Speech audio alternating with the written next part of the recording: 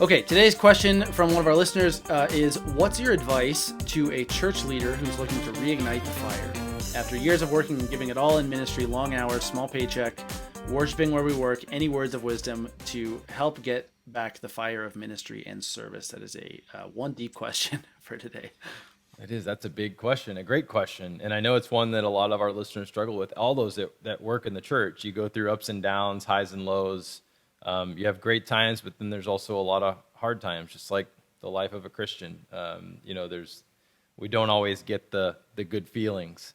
And that, God doesn't promise us those feelings. He promises us, his love and support, and that he has good plans for us, but those don't always, they aren't always easy to feel good about. And so when those challenges come, it gets hard to keep going. So I think it's a really great question. I'm sure there's a lot of folks listening that have that similar kind of question. So for us, I think to answer it in a short way, I think there's lots of practical things you can do. You can go on retreat. You can take time. Obviously, taking it to prayer is really important to figure out what is God saying to me in His silence or in His lack of consolation in this moment. That this seems like the fire is sort of dimming, but certainly finding other people that maybe have the fire. You can catch it from each other.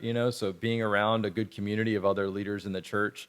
We've got a lot of those here in the Flocknote community, which is really inspiring to interact with them as much as we can. But I think overall, I would say is returning to your why.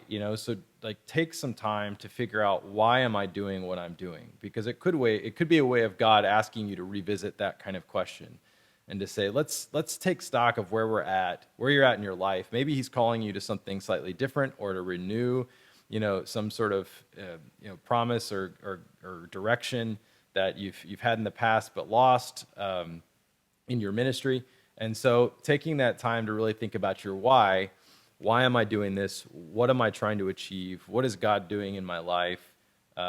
Because if you don't have that, then everything else kind of is directionless. It's rudderless. You don't have something keeping you on the straight there when it comes to your ministry. And of course, when you're leading people, if you're not on fire, the chances are they're not going to be on fire either, because they catch it from the leader.